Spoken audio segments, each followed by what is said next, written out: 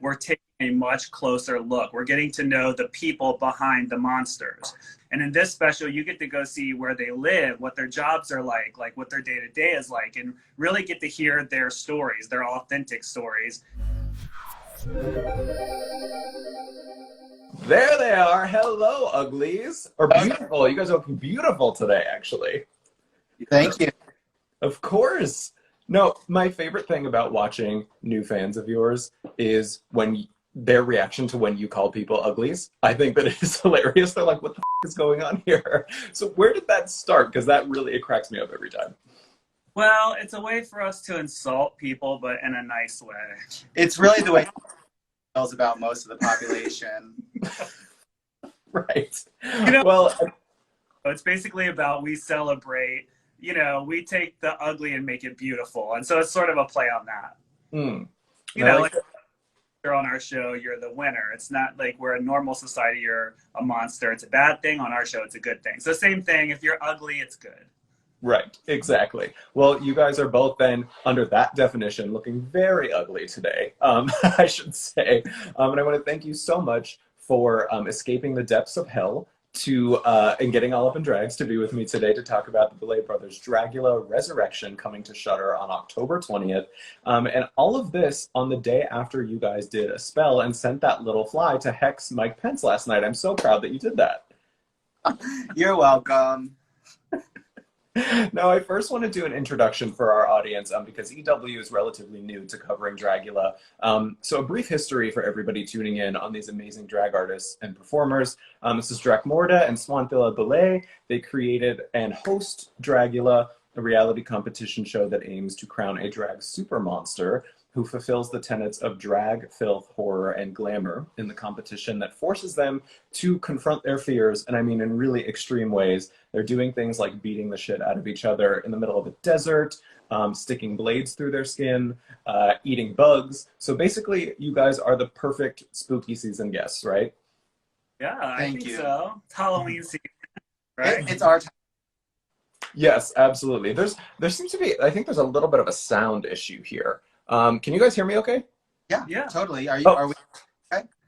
It's when you start speaking, it cuts out a little bit, but that's okay. I'll try to be mindful of that, sorry. Because I see your lips moving at some points and I'm not hearing stuff, but I'll let you know if it gets worse going on. So we usually kick off these interviews with a little game. And I thought since it's spooky season and you guys are known for sort of pushing your contestants to the limit on Dragula, you have them jumping out of airplanes, getting shocked by electricity. I love it all. I figured I would give you a super scary and overwhelming challenge of your own that will force you to do things that you never normally would. It's going to push you to your own personal limits. And I'm going to ask you to overcome your fears and challenge each other to a tongue pop-off. Oh. So, what? I just lost. I already lost. Well, I want to do the best of 3 rounds. The winner earns the title of Best Tongue Popper, which is a title I know you will wear proudly and display next to all of your pageant tiaras. So, can we take turns doing a tongue pop, best out of 3, and I'll judge who's the winner? I'm just going to preface it with this. I cannot tongue pop, so it's over very quickly. But let's go. All right. I think I do like a clop kind of sound. Give him that tongue clop. That's it. Swan. Okay, and then we give that one to Swan. Yeah. Number 2.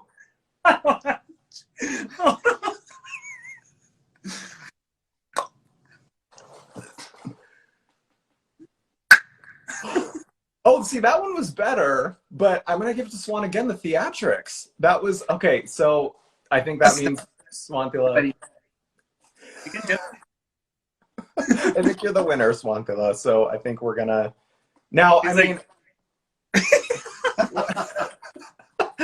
now, I think for a bonus point, if you want a death drop, for a bonus point. Not tonight. These are not... Dragula repertoire. That's good choice of yours to pick things like that, though. Because really? Those are exterminations for us. Scary things. So, yeah, unfortunately, you're both... I mean, well, Drac, you're going to be exterminated, unfortunately. So I'm into the extermination, so I gladly accept. Well, thank you guys for doing that. That really, that made my life. You guys just doing that right now. Thank you. So I do want to get into Resurrection though. We talked a lot about this the other day. It sounds so cool. We did the cast reveal on EW.com. There's some really great contestants coming back from past seasons of Dragula here. But for our viewers now, I'm wondering if you can talk about how you describe this as part horror movie, part documentary, part reality competition. It's so many things. So what exactly does that mean, and how will this 2-hour event be structured and sort of weave all of those genres together? Well, for people that are fans of the show, or if you have never seen the Boulet Brothers Dragula before, which is on Netflix now, it always starts with sort of a horror short starring us. So the point of it is to kind of show you what the theme of the episode is, because each episode the competitors are given a theme that they have to create, whether it's like science fiction or they have to be a vampire or whatever it is for that episode. So we open each episode with a horror short that gives you a clue as to what that episode's theme is. And then at the end, because it's sort of a horror themed show, we murder their rather than them going home at the end, we murder them. So it ends in another little horror short at the end. So those parts are still there, but they're sort of, because it's a Halloween special and it's a huge film, it opens with a much more expansive version of that and closes with that as well. Yeah. And then of course the reality portions in the middle are really exciting too. I mean, I think, would you say that the scripted portions sort of seam everything together, I would say? Yeah, it's sort of like a connective tissue all throughout. The cinematics are very kind of padded out, and it's probably some of the most beautiful footage and most like professional looking project-wise that we've ever produced. Yeah. And then as far as like the competitors and their time on camera, this is when it kind of slips into like a documentary feel, because we really step into their lives. Instead of bringing them to Los Angeles, like our skeleton crew goes to them and we expose them in their elements. So we're seeing cities all across the country, and it's a little bit of a time capsule too, because this is such a crazy period in the country and in the world with the pandemic. So we see how the US is operating in all four corners of the country, and then under this drag umbrella, it's a really interesting look into the lives of these artists. It's like a showcase. Yeah, and that's one of the things that's very different about this version of the show, is that we're taking a much closer look. We're getting to know the people behind the monsters. So, you know, usually on our show, you see them in a limited capacity. You do get to know them, but not as deeply as we would like to. And in this special, you get to go see where they live, what their jobs are like what their day-to-day is like, and really get to hear their stories, their authentic stories. And it's told in a very, you know, raw way, I would say. So it's kind of presenting drag in a different light for the first time. So you guys do have hearts after all, if you're getting to know these people. Well, we don't like to promote that at all, but it's true. They're blackened and they're about that big, but they are in there. Okay, so we look forward to seeing those on this. And I saw that Orville Peck is in the comments. Orville's involved in this too, right? Correct. Orville Peck and Kim Petras provided music for it, so we're very excited to have both of them on board. Great. Can't wait to see what they do with this too. And the scripted narrative, so that is really interesting to me, that this scripted stuff is being sort of beefed up for this. You're essentially, though, true to the title, I guess, resurrecting these cast members, because they all die in the context of the show. You guys killed them, they're dead and gone. So some of them have very grisly deaths, though. Like, I mean, how are we going to resurrect someone like Dali, who had her head melted in an oven? I'm just like, how are we going to bring her back?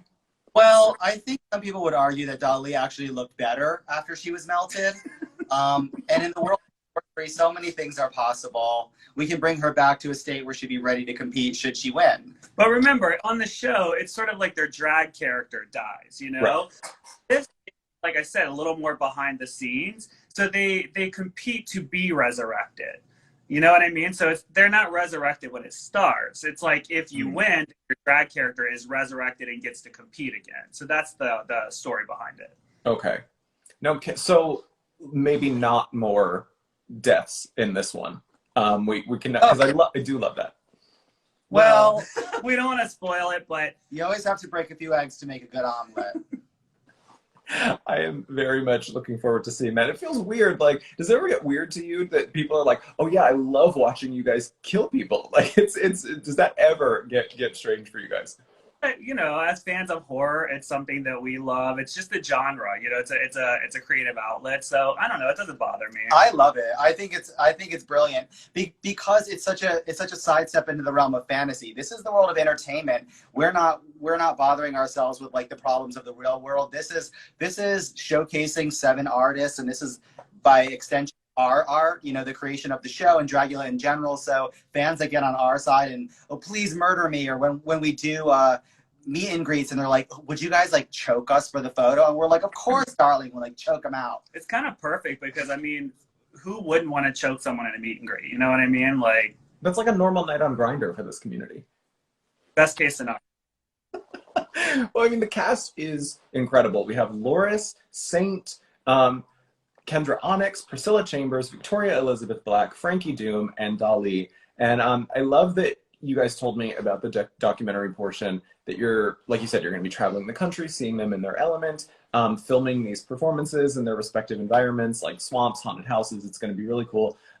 So what can you tease? I don't want to, obviously don't want to spoil anything, but can you tease anything about what we can maybe expect from these performances and like the scale of the performances that they're doing? I mean, I know that we both feel the same way. You know, I think that the floor shows in a regular season of Dragula, and for new viewers and people and fans of yours that are just tuning in and don't really know our history and our show, the floor show is a segment where the artist gets to really feature their look, and that includes their makeup, the entire transformation, clothes, the costumes, the hair, all of it, and it's featured in like a music video style performance. That's our format to feature the challenge and all the looks.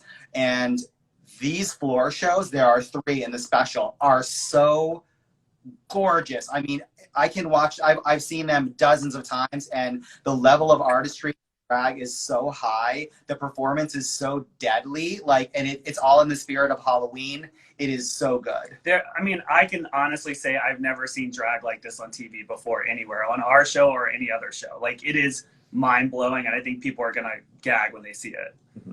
Yeah, you guys really have carved out a really unique lane for yourselves in this genre of, you know, drag on TV now. I think that that's so cool that we can say that now, that there is like a genre, drag on mainstream TV. It's so cool that we can say that. And I know that the tenets of Dragula, like we were saying before, that's horror, filth, glamour. And I'm most interested, I think, to also see how the filthy side comes out in this, in the sort of, I guess, either the performative elements or the cinematic elements. So is there going to be, without spoiling anything, plenty to gross us out as well? Oh, yeah. I can think of one scene that I don't think people will ever forget. And it's very real. Okay. I like that tease. I am disgusted and excited all at the same time. Now, throughout all of Dragula, I've always been curious, is there anything like the craziest extermination challenge that you guys have devised or wanted to do, but it was just too extreme to ever actually pull off? Oh, I'm sure. I mean, we battle about it in the office all the time. Like, we come up with ideas, and there's like 2 camps. One pushes it too far, and the other is too easy. And we battle often, and we come in a middle. There's definitely been times where people are running around the set screaming like, "This is too much!" Blah blah blah. And I'm like, "Shut the fuck up!" I'm sorry, I don't know if I'm supposed to curse on it. That gives you so much pleasure, I bet.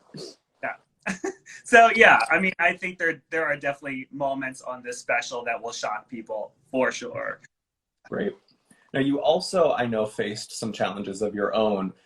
You guys told me that you walked the streets of New Orleans in full drag in the middle of a hurricane, filming Resurrection. Like, can you please tell me about that?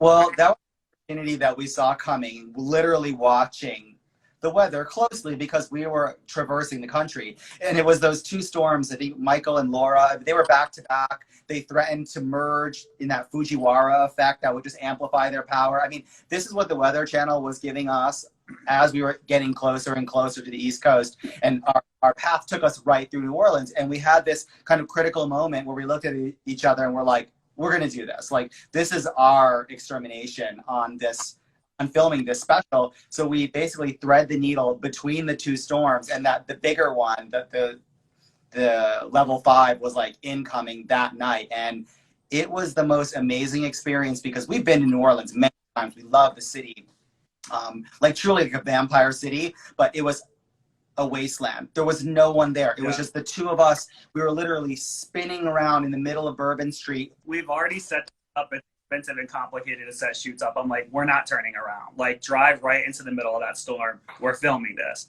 And it's kind of like that Dragula magic. I always say there's like a dark blessing with our show that allows us to do things that are difficult sometimes. It seems like there's something looking out for us. And I think that came into play in that instance as well. Because, you know, for all intents and purposes, we should not have been able to do what we did. And we did. So, yeah. Incredible. And the wig stayed on in a hurricane. Of course. Absolutely. Always. And obviously, I mean, I think filming in a pandemic too, I mean, that is very scary for everybody, but I imagine that was, it's like somewhat exciting for you guys. You like that threat of danger, like, oh, there's a pandemic going on, we can handle it.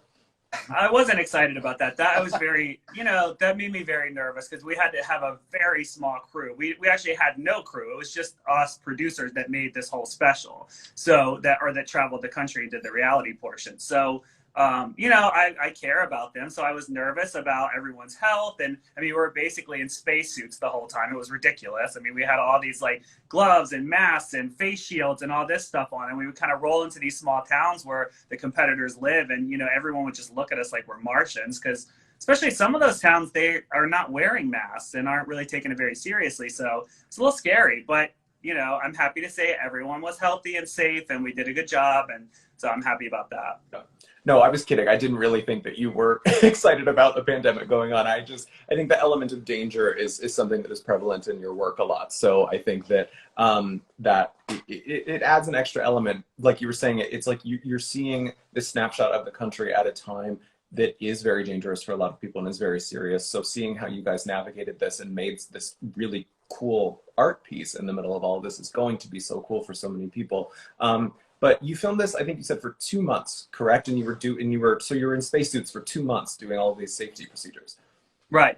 Yeah, it was difficult. But you know, the thing is, especially with queer performers and drag performers now out of work because of COVID, we thought it was important to sort of dig deeper and tell their stories. Like, I don't think this is the right time to put on a regular season of the show and have people fighting and all the regular stuff. It just doesn't seem like the right time for that. What we're doing now feels right for this time. It digs a little deeper and it tells authentic queer stories in a very authentic way. And so I think that's really important right now. And despite the hardships of filming during COVID, I think it's the perfect time to do it because people are out of work, they're struggling. And, you know, to shine a little bit of light on that, I think is a good thing. Yeah, I think because I like that part of our previous discussion too was about how your drag has roots that not many people are used to seeing at this level. It is sort of anarchistic, it's very punk, it's rock, it's you know, very renegade. And I think that is really important to talk about right now, like why you think that this sort of anarchistic form of drag mixed with this like sort of classic horror movie aesthetic and gore elements in 2020 is really sort of prevalent right now. Like why do you think that that's important for our society to see in these really dark and chaotic times? Well, I think like the symbolism of a villain or monster throughout the history of horror really reflects like society's fears. You can see that so much when the way that gay people are portrayed in horror, particularly the way trans people are portrayed in horror. They're always the villains. You know, they're not just a cross-dresser. Something's wrong with them. They're killers. They you know, get villainized throughout history, back to like 1930 with the old dark house. I mean, you just see it through horror throughout. So horror's always provided us a vehicle to tell stories of what's going on societally in the moment. And right now is such a pivotal moment, being weeks away from this election. I mean, everybody knows that I hate to talk about politics because it's so repulsive to me, but it's important to be aware of because democracy is really on the chopping block. We need to be awake and aware and having conversations and supporting each other and keeping things very involved and active. It's a duty for people that give a shit about what we have. It would be very easy to see rights just slip away. So we use our version of horror, the story, you know, the stories that we get to tell in Dragula, the queer stories that we're telling at a very pivotal and important time, much like horror has always done. Mm-hmm. And I think that, you know, the Dragula brand has launched the careers of, well, not launched the careers, but taken these careers to the next level. Some really interesting personalities. Bitch Puddin, winner of season 2, spearheaded this whole digital drag renaissance with the digital drag shows every Friday on Twitch. Vander Von Odd, winner of season 1. You see Vander everywhere. Sasha Velour's Quibi series, Nightgowns, Vander is on. I'm actually going to have Landon Sider, winner of season 3, on Queening Out in a few weeks. So, you know, that's a drag king winning a major competition. That was such a huge deal. But I'm wondering why you think people, especially this community, particularly the queer community, respond so well to these personalities that are on the surface very gritty and grimy and horrifying in a lot of ways, like the people who become stars on your show. Why do you think the queer community is so responsive to them?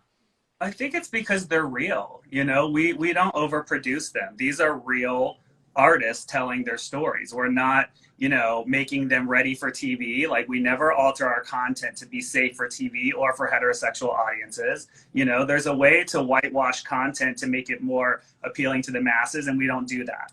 We only want to get as big as we're able to get within the confines of still being able to tell authentic stories. So people resonate with that. I think people see that the content is real and that it's not overproduced, and they resonate with that. Also, I think there's more misfits than people that belong in the world, and I think that people identify with our show because they feel like outcasts in the world too. Our show is a show for underdogs and outcasts and misfits, and I think most, especially queer people, most queer people probably feel like that. They can relate to that struggle, yeah, at some point in their life. Yeah, absolutely. I think very beautifully said. And the winner of this project, Resurrection, will compete on season 4, correct? That's right. Along with their $20,000 prize. So I think the last question I want to end on is if you have any updates on season 4, what you can potentially tease about what that's looking like right now. I mean, all I can say is it's going to be incredible. You know, you'll see a massive production jump from season 3 to this special. And I think you'll see that again. Like, the show just keeps getting bigger. And I know the things that we have planned, and I can't talk about them, obviously, but I just think people are going to be very excited when they see what we have in store. There's been a trajectory. If you're familiar with the series, you can see the growth. It's undeniable. And it's organic, and it's growing into itself, and it's reaching out into all the corners of just queerness and culture, and not just in the US. Like, you know, we've had Canadian queens and queens from other countries, and that is just going to expand. We have queer artists and contributors like Orville Peck and Kim Petras and other directors that want to come on. I mean, this is just the beginning. Absolutely. I really believe we're just getting started. Yeah. Also, shout out to your assistant. What's that? I said shout out to your assistant, wink. That is some love. Oh, thank you so much. Had to give him a shout out too. So my darling Boulet brothers, unfortunately we're out of time, but I have to exterminate the conversation as much as I don't want to. The hitman I've hired outside your door, though, will actually be there in a few minutes to just fully make sure that it's done. So just watch your back. He better be ready. But thank you guys so much for being here. Everybody, please go check out Dragula on Netflix now, and tune into Shudder on October 20th for the debut of the Boulet Brothers Dragula Resurrection. Drakmorda and Swantila, is there anything else that you guys want to add? I don't think so. Thank you for having us. Like, it's been great working with you and EW, and thank you, Entertainment Weekly, for covering the cast reveal.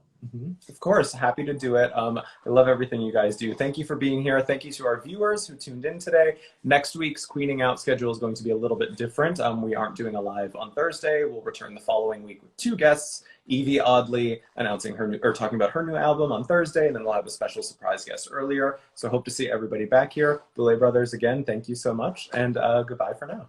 Thank you again. Happy Halloween. Happy Halloween.